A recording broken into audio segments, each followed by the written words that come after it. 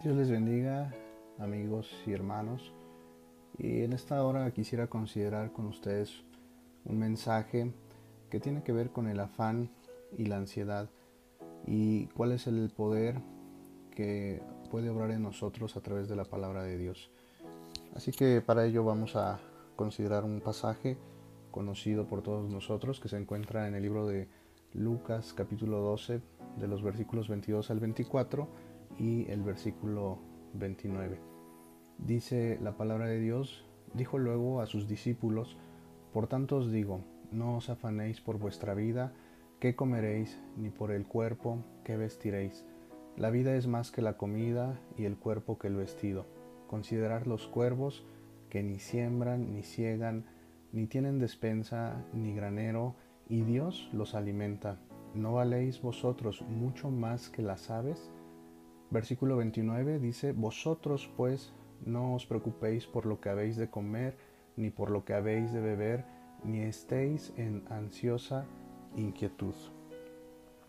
Bueno, el Evangelio según San Lucas habla de algunos términos que hoy en estos tiempos son muy comunes de escuchar: el afán y la ansiedad. Y vamos a considerar algunos aspectos respecto al afán y la ansiedad, y en principio algunas razones por las cuales Jesús nos pide no estar preocupados, ni ansiosos, ni con afán como hijos de Dios. Y algunas de las razones que expresan este pasaje son las siguientes. La primera razón habla acerca de que la vida y el cuerpo son mucho más importantes en una relación contra la comida y el vestido, que son las necesidades humanas, necesidades básicas quizás. Pero aquí Jesús está dando un énfasis muy importante a la vida, a lo que Él ha creado en nosotros, al propósito que hay en nuestra vida.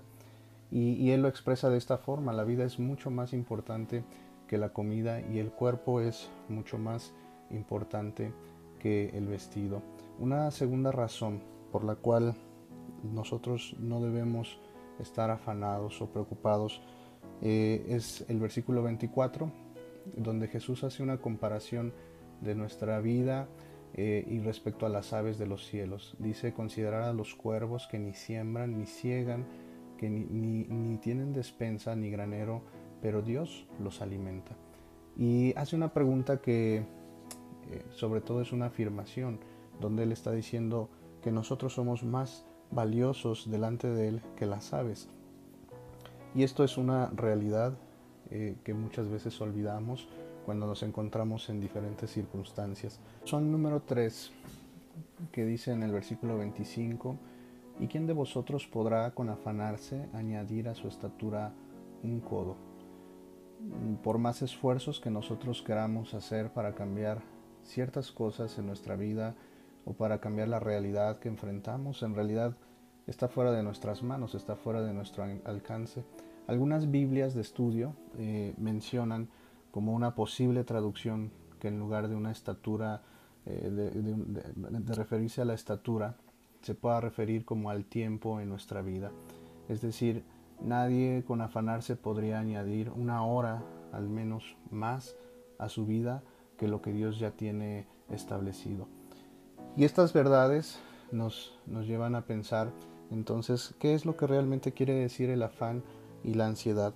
Y vamos a considerar algo acerca del origen de estas palabras. La palabra afanéis, no os afanéis, que tiene que ver con la palabra afán, viene del griego, la cual significa estar preocupado mediante la idea de distracción, estar preocupado en exceso por algo, y esto genera una distracción en nuestra vida. Pero no solo eso, sino que también la idea de distracción se da a través de la desunión o de la división, o bajo la idea de separarnos de algo. Y después de esto, la palabra ansiedad, que se describe en el versículo 29, no estéis en ansiosa inquietud, tiene que ver con una palabra hebrea que significa estar en el aire, estar suspendido en medio del aire. tener una carga, estar levantando una carga encima de nosotros. Y también esto da la idea de una profunda aflicción como resultado de lamentarse por lo que está sucediendo a nuestro alrededor. Es muy interesante que estas palabras hoy en día son muy frecuentes, y la idea de separarnos y de dividirnos se refiere a la separación que hay entre nosotros y Dios cuando dejamos que la ansiedad, dejamos que el afán ocupe un lugar más importante en nuestro corazón. El salmista David, en el Salmo 119:28, expresa: se deshace mi alma de ansiedad, susténtame según tu palabra. El efecto que tiene la ansiedad y el afán en nuestra alma no es menor, hermanos y amigos. Es un efecto devastador que tiene por objetivo separarnos de Dios, separarnos de la palabra de Dios, separarnos del propósito de Dios, distraernos del propósito de Dios. Y esto es lo que Jesús estaba advirtiendo cuando decía: no os afanéis. Es decir, no se separen de mí, no dejen de confiar en mí, no dejen de ver mi palabra como el faro que alumbra en sus vidas. Y vamos a considerar como un ejemplo finalmente la oración de un hombre que ustedes conocen, Habacuc, quien a través del libro de Habacuc entendemos y conocemos que experimentó diferentes etapas hasta que finalmente, etapas de duda, etapas de lamentación, hasta que finalmente él comprendió el propósito de Dios y terminó orando de tal forma que alabó a Dios por todas las cosas que sucedían. Pero en el contexto inicial, Habacuc inicia exponiendo una queja delante de Dios. Los versículos 2 del capítulo 1 señalan esto. Dice: ¿hasta cuándo, Señor, he de pedirte ayuda sin que tú me escuches? Él estaba externando una preocupación, una queja delante de Dios, estaba lamentando por lo que estaba sucediendo con el pueblo y por las cosas que iban a suceder en aquel tiempo en relación a la conquista de todo el pueblo de Dios por los babilonios. Es una actitud muy común esta cuando no vemos respuesta de parte de Dios, cuando no comprendemos lo que sucede. Las personas suelen externar quejas hacia Dios, suelen externar palabras que a veces no son adecuadas delante de Dios, y incluso no son oraciones que Dios, de las cuales Dios se agrade. Sin embargo, Habacuc hizo algo correcto. En los siguientes capítulos de Habacuc, Habacuc estuvo dispuesto a escuchar a Dios, a escuchar qué es lo que Dios tenía que decir respecto a la situación, respecto a lo que iba a suceder con el pueblo de Dios. Y en el versículo 4 del capítulo 2,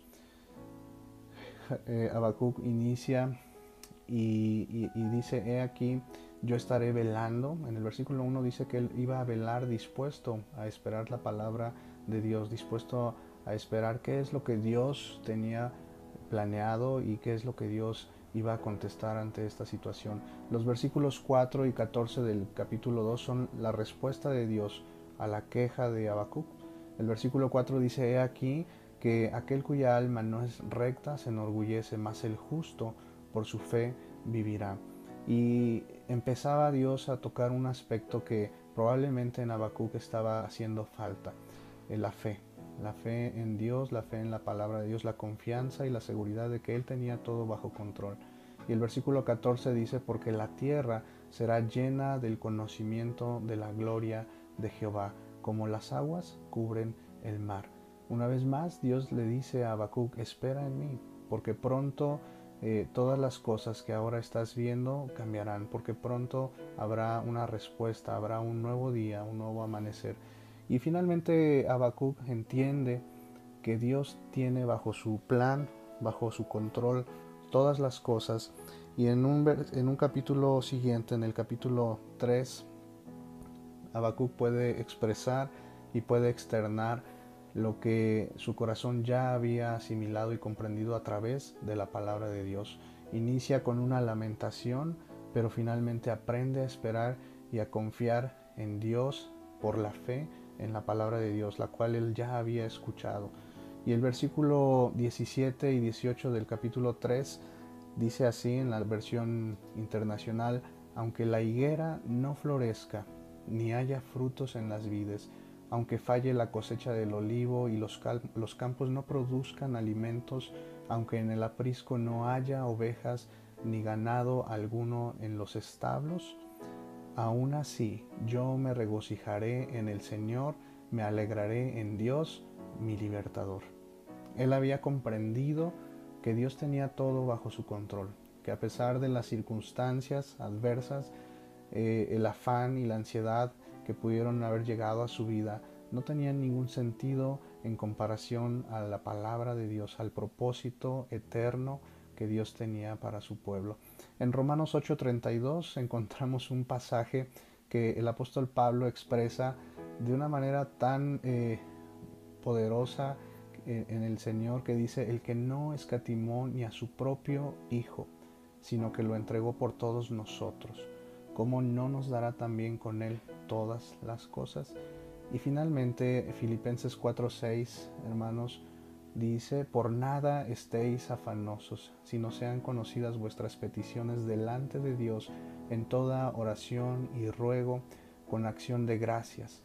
Y la paz de Dios, que sobrepasa todo entendimiento, guardará vuestros corazones y vuestros pensamientos en Cristo Jesús. Oremos a Dios, agradecidos porque Él tiene cuidado de nosotros, y descansemos en el Señor. No nos separemos de Él por el afán, no estemos inseguros, sino firmes en el Señor, en su palabra, porque Él es fiel y Él cumplirá su propósito en nosotros. Padre eterno, te damos gracias por esta palabra. Gracias porque tú nos das la seguridad de que tú tienes cuidado de nosotros, de que somos, Señor, tus hijos, somos creación tuya, pero tú externa, Señor, que tienes un cuidado especial por aquellos que te aman, aquellos que te buscan. Te pedimos, Señor, que tú derrames gracia y misericordia, Señor, y tu bendición en aquellos que están padeciendo, en aquellos que están pasando momentos difíciles de ansiedad, de afán, de angustia, Señor, y de situaciones que sobrepasan nuestro corazón, nuestro entendimiento, pero mayor es tu palabra, mayor es aquel que está con nosotros.